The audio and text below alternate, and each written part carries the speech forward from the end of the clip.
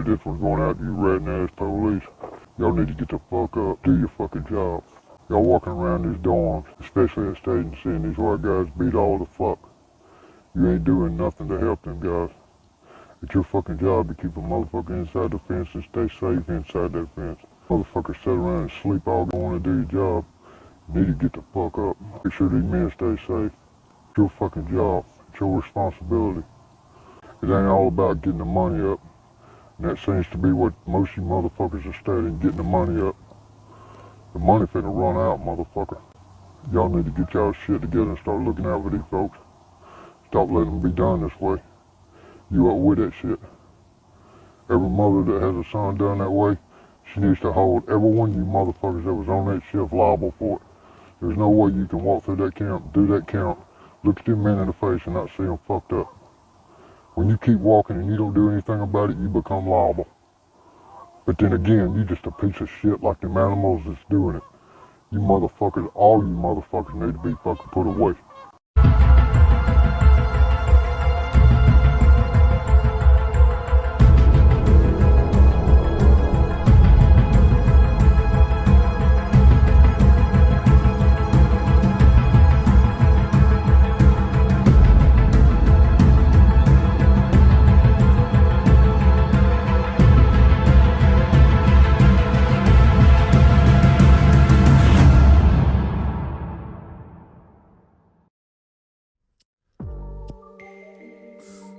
DC The Voice, Alabama Prisoner Profiles. What going down with y'all, man? Make sure y'all continue to like, subscribe, leave a comment about the content, share the damn content with the guys, the girls, the family, all that, so you can continue to be updated with what's going on within the Alabama Department of Corrections. Hey, y'all go check that new channel out, that video from the intro, Real Talk Behind the Wall. Y'all go check bro out. Bro is currently incarcerated in the Alabama Department of Corrections, and I'm pretty sure, well, I guess it's the second YouTube channel. First one was Substance by an Alabama prisoner currently incarcerated, you know what I'm saying, that just doesn't have mindless videos of bullshit on there, you know what I'm saying. Shout out them guys though. You dig what I'm saying? Also, Williams update, right? Finally, the New York Post, NBC, other news media publication outlets have picked up the Daniel Williams story. Finally, you know what I'm saying? Watching the news yesterday, saw them folks on the news, and I told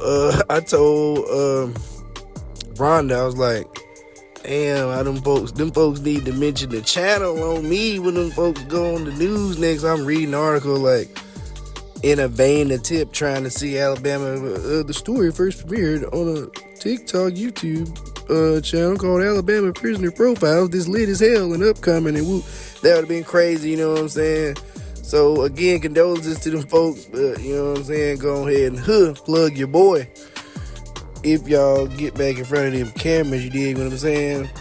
Again, I'm getting about 50 watch hours a day. We are 450 hours now from full monetization. Like I said, y'all continue to turn the damn channel up, dig, by interacting with the videos. And y'all go check out them last two videos. I dropped that boy Lack and that boy Jaybird SB. See? Okay, so in the next installment, second installment of State of Alabama Serves a Death Warrant, we have Mr. Casey Mcwhorter, which at the time of I'm filming this, it's about 2 days before his scheduled execution. And if you're watching this also, he probably has been executed by the time this has been uploaded. So let me give some early condolences to his family and the victim, right? Don't forget the damn victims. But here we go. Casey Mcwhorter has spent his entire adult life on Alabama's death row. Governor Kay Ivey has ordered his execution by lethal injection to happen within the 30-hour period from midnight Thursday to 6 a.m. Friday. The execution chamber and death row are inside the William C. Holman Correctional Facility in Atmore, Alabama. So getting into the facts of bro's case, you know what I'm saying? These facts coming straight from the appeal, right? The defendant and the 16-year-old proceeded on foot to the victim's home and let themselves in the unlocked empty house. They knew the victim was not expected to be home for approximately 3 to 4 hours. They spent this 3 to 4 hour period of time in the home going through it, gathering up various items that they wanted to keep and making silencers for 2.22 caliber rifles which were there in the home. The fuck? Well, makeshift. One silencer was made out of a plastic jug and filled with napkins and attached to the rifle by duct tape. The other was made by wrapping a pillow around the barrel of the second rifle and holding it in place with duct tape and electrical wire. The rifles were test fired into mattress to see if the silencers were accomplishing the desired effect. Shit, I wonder how quiet that actually was. Demolition Ranch. Y'all need to, you know what I'm saying? Shout out them folks over there, you know what I'm saying? When the victim arrived home, he first saw the 16-year-old, grabbed the rifle he was holding, and began to struggle over it. At that point, the defendant fired the first shot into the victim's body. Between the two conspirators on the scene, the victim was shot at least 11 times. After the victim was down on the floor, the defendant fired at least one more round into his head to assure that he was dead. They took his wallet and various other items from the home and left in the victim's pickup truck. They met the two other parties at the prearranged spot, took the victim's truck out into the woods and stripped it. The spoils were divided between the four individuals. The toxicologist testified that the victim died of multiple gunshot wounds, there being 11 entrance wounds and 2 exit wounds. The aorta and another major blood vessel were pierced, causing approximately half a gallon of blood to accumulate in the chest cavity, and at least one bullet was removed from the brain. God damn, kids! Come on, guys. All right, I hope you kids need to get back to getting on that with the kids and bringing kids. I hope you guys are paying attention to the, you know what I'm saying? Like, two teenagers, you know, I'm assuming this, I guess the other dude was a minor and probably told on this dude, dig what I'm saying? But you kids, just, do I need to say a half gallon of blood? Goodness. Quote, the defendant's guilt was evidenced not only by his confession, but by the testimony of the fourth party who drove the defendant to the area near the victim's home and met him again at 8 p.m., and by the testimony of a friend to whose home the defendant carried part of the stolen items and to whom the defendant confessed the substance of his guilt. All of the physical evidence was consistent with the above account. Back to present day. Court records and testimony showed that Mcwhorter and the death row inmate said, Mcwhorter said he's at peace ahead of his scheduled November 16th execution when he is scheduled to die by lethal injection. Mcwhorter, 49, however, said he would be happy if something suddenly changed his fate. Well, wouldn't anybody?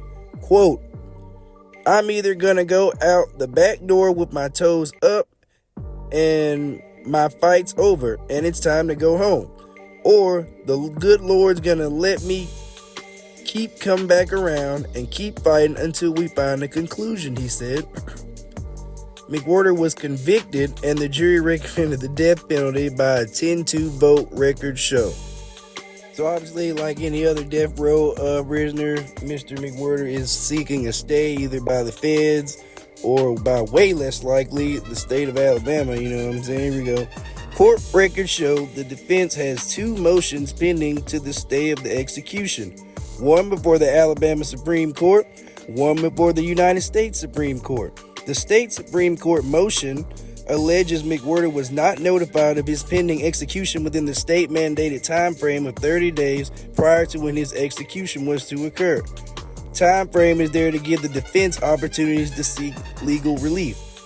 At the Fed level, defense argued McWhorter should be considered a juvenile under Alabama law, since the age of majority in the state is 19. That's when the state considers a person an adult. The United States Constitution ruled in 2004 defendants who were convicted of capital murder for crimes they committed before 18 could not face the death penalty. So unless dude gets a stay, you know what I'm saying? Which I did speak with and pause. I did try to get, this is on me because I'm like, damn, I forgot dude was being executed. Remembered yesterday, tried to scramble and hit my sources up to try to get, you know what I'm saying, bring y'all an interview or a phone call with bruh, which I knew that was going to be next to impossible, you know what I'm saying? Got a source at Holman, and I hit him up. He said, nah, he's on the visiting yard right now with his family until about 2:30, and then, you know what I'm saying, he's going to be taken back to his cell, and then at some point moved over to the death house, shit like that. So, damn, y'all, you know what I'm saying? I'm going to try to have maybe I can holler at bro family or something like that. I was like, man, I'll settle for a 3-way state phone call, you know what I'm saying? Tell folks and them to give us your family to give us a 3-way, and woo-wop bam, Alabama prisoner profiles the exclusive, you know what I'm saying? Drop this shit right after the death execution. That was gonna be cold, especially if you've got the saying, you know what I'm saying, popping his shit on here. But anyway, the execution is set to begin at 6 p.m. even though the death warrant will have been in effect for 18 hours. So shit, y'all probably catch this about 3 hours before he gets executed, to allow McWhorter's defense team the time to pursue all legal efforts at seeking a stay. Kelly Betts, a spokeswoman for the Alabama Department of Corrections, said in an earlier interview, witnesses and media representatives covering the execution must check in at the prison between 4 and 6 p.m. I thought about that. Them folks ain't gonna let me in that hole. Okay, so moving on about the state's kill you method. Let's see. The state has been hush-hush about the execution processes, the makeup of the execution team, and even the drugs used in the executions. Y'all remember back on July 24th, the state executed James Edwards Barber, and I did a video about that. Prior to that, they fucked up 2 executions. You know what I'm saying? They couldn't find a dude's veins. Another one took 3 hours. And KIV paused the execution until a review of this process was done. And then, of course, they just, got it right, said we'll get it right. And she stamped the shit and we back rolling, you know what I'm saying? Open one, fresh out of COVID, right? Let's see. Neither Ivy nor the Alabama Department of Corrections commented on any findings from that review, right? I ain't even read this shit for real. Read all of it anyway. But the newly established procedures will likely be a template for future executions. In Alabama, after the state seemed to have fewer problems killing Barber, those likely policy changes include an extended time frame for the death warrant. Alabama switched to a 30-hour death warrant for Barber in place of the more traditional 24 hours, right? Because they said that one took kind of long and ran past over the time, I think, if I remember. So they're like, shit, let's give them 6 more hours to make sure they can poke and pry, bro, with this needle to find a damn vein. Whatever we got to do, fuck. Bring a syringe in from the compound, give them a hot shot. Anything we got to do, goddammit, we finna kill. The state is finna kill. Also, continued use of the apparently new execution team to gain access to veins of the condemned. The Department of Corrections and Governor's Office have repeatedly declined to comment on who these motherfuckers are, which that kind of makes sense, but finishing up. So without the extended time on the death warrant, Barber wouldn't even have been executed, right? The more traditional 24 hours would have expired at midnight, July 20th. Barber's defense attorneys were seeking a stay in the execution from the United States Supreme Court after all other legal avenues have been exhausted. The High Court handed down their decision not to grant a stay at 12:15 a.m. on July 21st. Death warrant expired 6 a.m. July 21st. Department of Corrections spokesman Kelly Betts declined to comment specifically on the makeup of the execution staff other than say, quote, all members of the Alabama Department of Corrections IV team have proper valid credentials. The Hippocratic Oath forbids physicians from taking part in executions. Damn, and there y'all have it, man. The state of Alabama has served or is going to serve here soon the second death warrant of 2023. Again, our condolences to Mr. Mcwhorter's family as well as the family of the victims in this case. Let me know what y'all think about this in the comments. DC the Voice, right? DC the Voice, Alabama Prisoner Profiles, because I don't know why people have is that a tongue twister or something like that? Think about changing it to Bama Prison Files. Y'all let me know if y'all down with that change in the comment section.